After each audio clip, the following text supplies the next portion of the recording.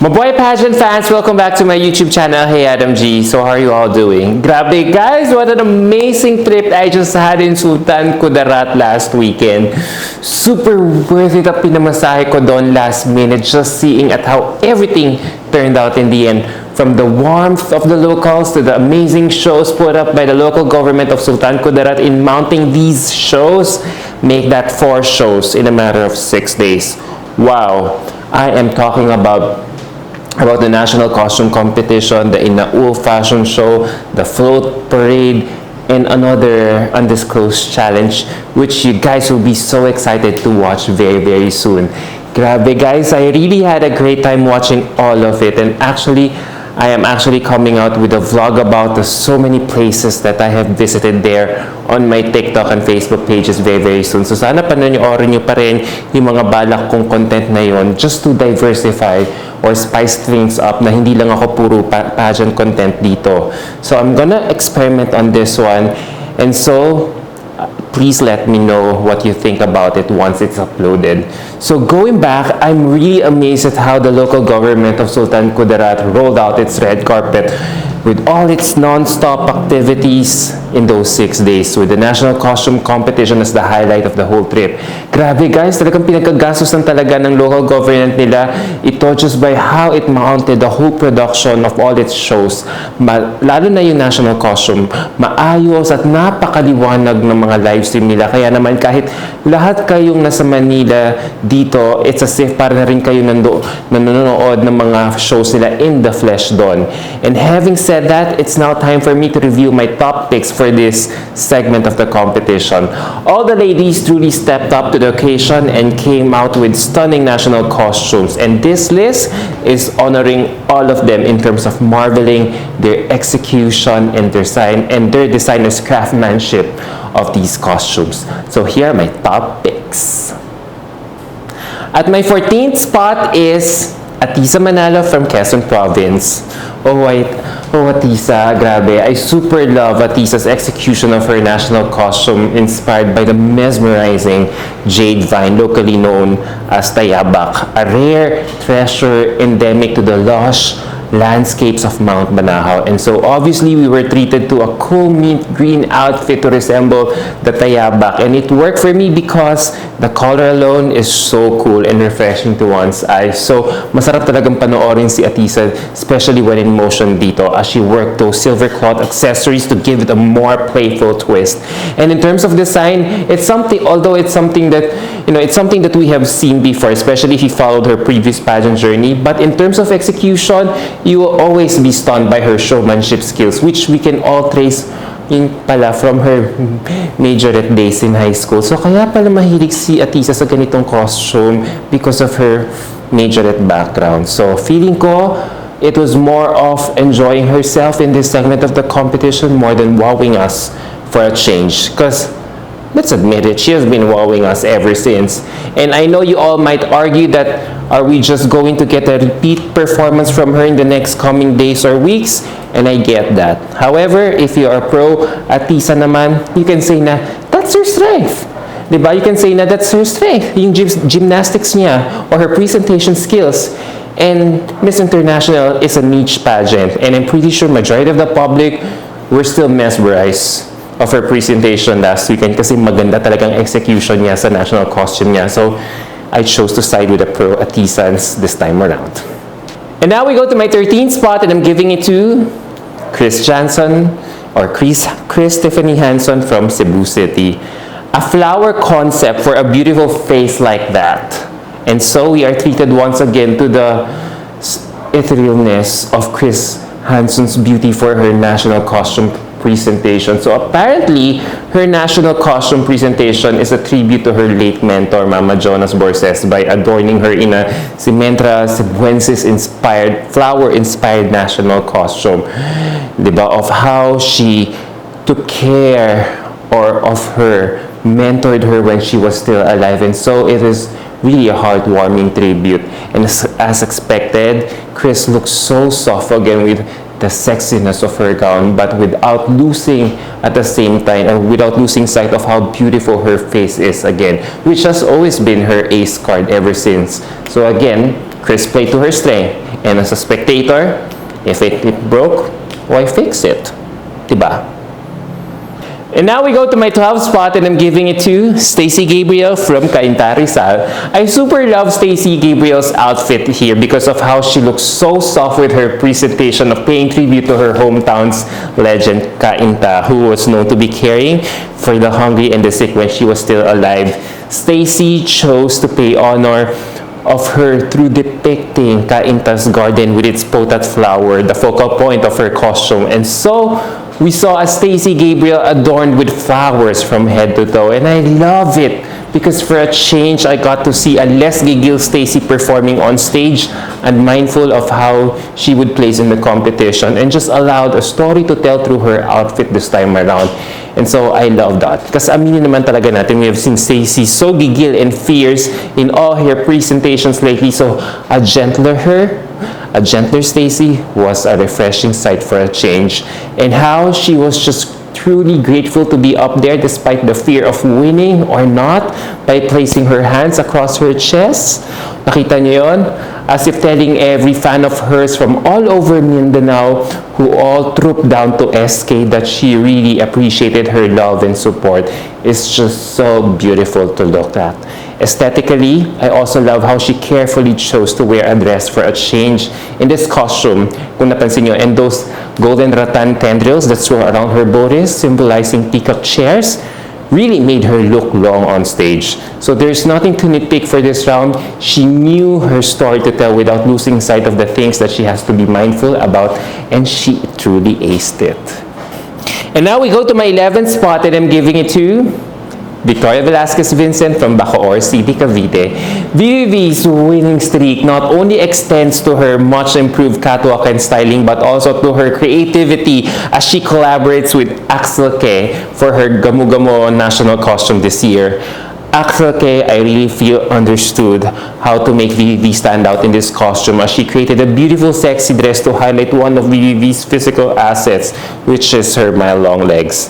And this enormous costume really made her look like a VS angel with that black and white combo resembling talaga of a gamu-gamu. However, ito na guys, as much as I am raving about the whole artistry employed in this costume, I can't say the same for VVV's execution as I find it a bit wanting or lacking. Na she just, nakita nyo naman diba, she just did a little dainty move to project herself, which was quite, for me, out of character from how a gamu-gamu looks like, which was to look haunting with a more nakakasindak or fiercer makeup on her face while looking wide-eyed in the absence of lights paandar as to how gamu-gamus move, diba? So, overall, the execution was a bit lame, so it was definitely a missed opportunity when we talk about overall cohesion. And now we go to my top 10, and number 10 on my list here is Dr. Joel Duai from Bantayan Island, Cebu.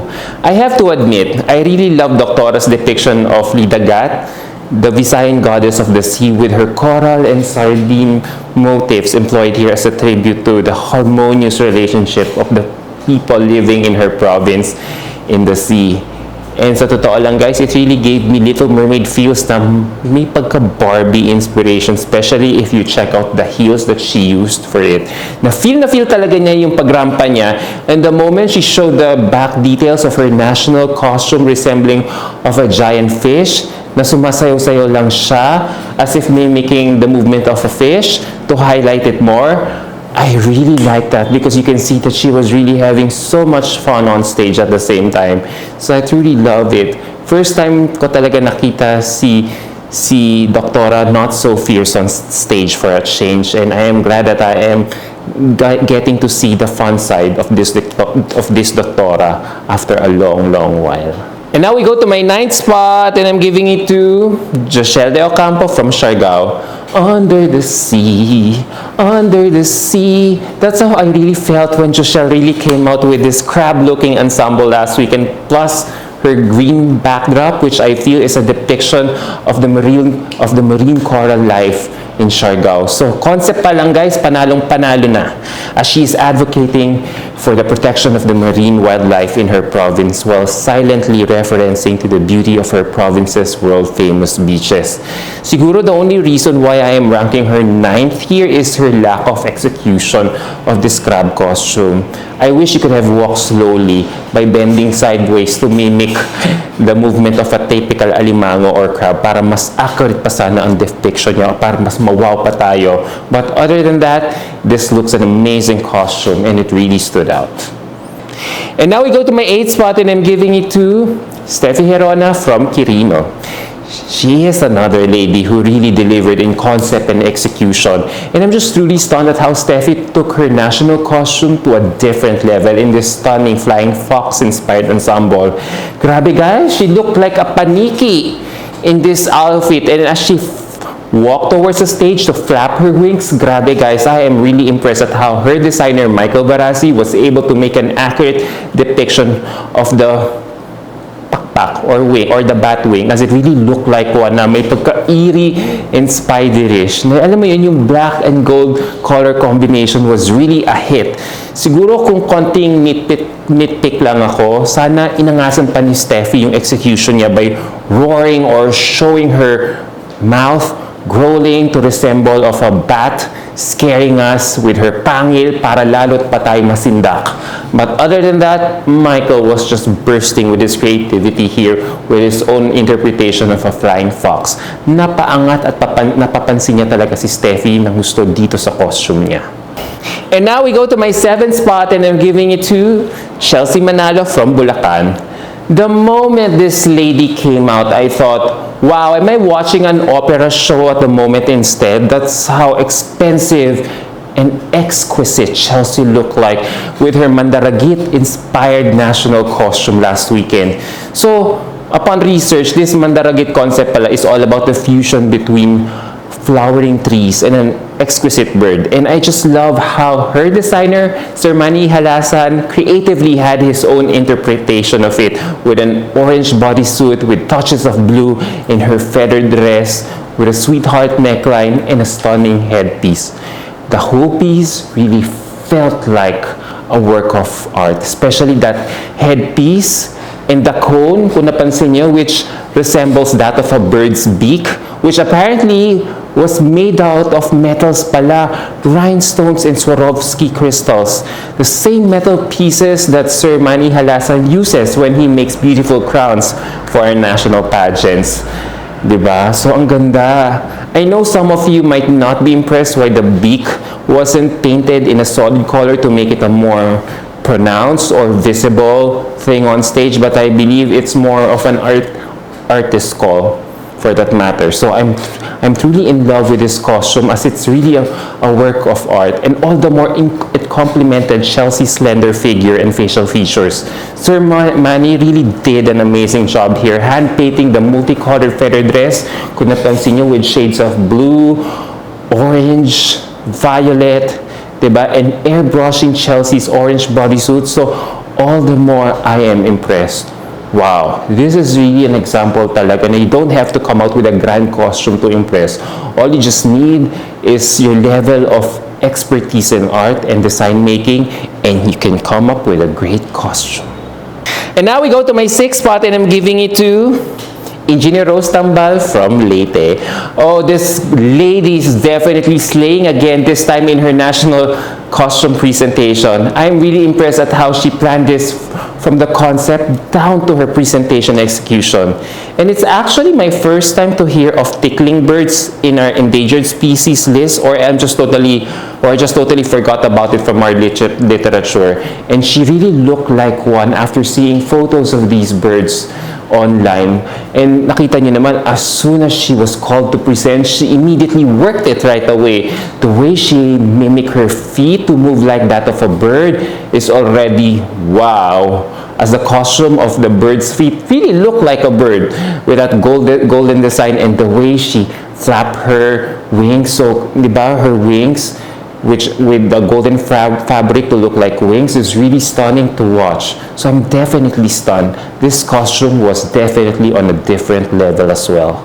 And now we go to my top 5, and number 5 on my list here is Maria Isabella Pelayo from Davao City. I was truly stunned with how Rhea Pelayo elevated this waling-waling costume of hers. First of all, kung napansin niyo, the headpiece already screams royalty as it really frames her face beautifully. And as she walked to operate that grand reveal of her grand costume, all the more I was impressed with how she took control of it. It felt like she was in a couture fashion show with the way she just executed everything. I really think she had a moment here. And I've never seen Rhea so beautiful and commanding until this very moment. So well done, Rhea. Ang ganda ng kinalabasan mo dito sa competition na to. And now we go to my fourth spot and I'm giving it to Janet Hammond from the Filipino community of Southern California. Finally, guys, at long last, this lady has been noticed, and as she emerged as part of the top 3 best national costume of this event, Janet really looks smashing than ever in this multicolored Tubataha-inspired ball gown made of exquisite beadwork and fabric manipulation. Kung kailan hirap na hirap maglakad si Janet sa isang event, doon pa siya napansin at nanalo, which I feel is so ironic considering how superb her catwalk has been since the start of this competition. If we all think she has been overlooked in so many events, this time she finally got her long overdue award or call, and I will take it anytime for her because she really deserves this award. Hindi man siya nakalaka dahil sa bigat ng ball gown niya dito, we were still treated with a stunning level of grandiosity of this gown. And especially you check out her pandar photos for this national costume on her social media accounts, all the more that you will be stunned with the details of her outfit. So well done, Janet. I hope magtuloy-tuloy na talagang swerte mo dito sa competition na to with this award. And now we go to my top 3, and number 3 on my list here is Mary Rose Geral from Nai, Cavite. This lady has been so consistent with her performance since Aqua Boracay show, and she did it again in this event. I super love this Pawikan-inspired national costume she came out with in terms of execution and craftsmanship. And I just also love how her designer was able to accurately depict the look of a pawikan with the level of artistry that he did here. Na parang alam mo yung shell talaga ng pawikan yung pagkakagawa ng designer niya dito. The gradient of colors that her designer used here is very impressive as well. And tapos yung mga pa-bubbles effect pa ng costume niya sa likod, kung napansin niyo, making us feel that Mary Rose is somewhere in the ocean swimming with her excellent aura and presentation. And so I super love it. I thought she should have been in the top 3. And now we go to my runner-up of this list, and I'm giving it to Tamara Oare from Tacloban. I super enjoyed Tamara's take on the Son of Goddess theme of her costume, aided by her province's lizard as a prop. Yung lizard prop talaga, guys, yung nagdala ng presentation niya, and how she skillfully played with it as if it had a life of its own. Grabe, nakakatuwang panoorin talaga. And not just that, guys, what I love more about her presentation here is how she gives so many facial transitions and expressions here, which were all fluid all throughout. So all the more that you can really feel that she was definitely enjoying showcasing her costume on stage. Grabe, her face was serving the whole time na parang, alam mo, manunuklaw sa atin at sa mga judges kung di natin siya ipasok sa winning circle. Alam mo, grabe, wow. This was really her time to shine, and she really didn't squander this opportunity to impress. So, well done, Tamara. But my best national costume of the year goes to Alexi Brooks from Iloilo City. Hands down, guys, my runway winner for this round. I think no one can dispute that she is the overall winner of this round just because of how out of the box Alexi's performance came out here. I mean, Alexi chose to showcase herself in an ugto-ugto spider-inspired costume. And if you are not familiar with it, ugto-ugto is an Ilonggo term for an orb weaver spider. And so we were treated to a visual spectacle from Alexi as she transformed herself to a real-life scary spider in front of us. Sobrang galing. Like, wow. I really got scared with her characterization here as I felt she truly imbibed and moved like a spider here with those huge arms or legs while employing those sideways steps and back-bending moves to make us feel that she was crawling in a wall slowly, ready to swallow us wholly. So ganun ako talaga guys, nasindak at natakot sa costume niya. And it worked because this costume concept really complemented her fierce persona in MUP. Her fierce persona in MUP right now because talagang ang angas at astig ng mga galawan niya talaga dito. And so it really complemented her personality. And I really have to credit her athletic background for this because, as I have said, it's so hard to work this costume on stage, but her back bending moves while lifting this heavy costume, especially with that huge headdress, could really take a toll on her physical body. But she made it look so effortless on stage. Plus the fact that she was wearing heels while doing this, wow, kinaya niya lahat ng sakit at pain in just making her province so proud. So I doff my hat off to Alexi right now, to this remarkable woman. Wala talaga makakatalo talaga sa kanya sa level ng performance na pinakita niya dito. Grabe kayo, grabe Alexi, grabe kayo Team Iloilo.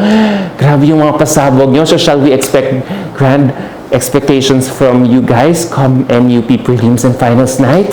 So there you go guys, what do you think about this list? Grabe guys, lahat ng mga girls talaga nag-step up sa national costume competition. I also like Christy McGarry's national costume.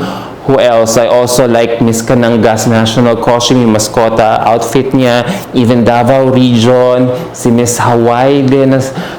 So yung collaboration niya with Patrick Isorena, all the girls really step up to the game. So I really love it guys. I really had a field day or a great time watching everyone on stage with all their stunning national costumes. So what do you think about my list, guys? Does it match yours? Well, before I end this video, I want to give a huge shout out to everyone that I met in Sultan Kudarat, the people who came out, who went up to me just to talk to me and said hi during all these shows. Marami pong salamat. From the float parade all the way to the 2 shows in the end, marami pong salamat na, wow, grabe, umaabot na rin pala ang reach natin dito sa Sultan Kudarat. So, maraming salamat sa inyong lahat. Sana makabalik ulit ako talaga sa inyo, sa hometown ninyo because I truly had a great time visiting the place. Lahat ng mga agam-agam ko about the place initially, napalitan yon ng sobrang happy memories, ng warmth at hospitality niyo doon. So shout out sa inyong lahat dyan sa mga SK, kayo talaga, ang bida talaga sa okasyong ito. Talagang sikat kayo with the level of hospitality that you have given us all throughout our stay there. So maraming salamat again. So until my next video guys, thank you for watching. Bye!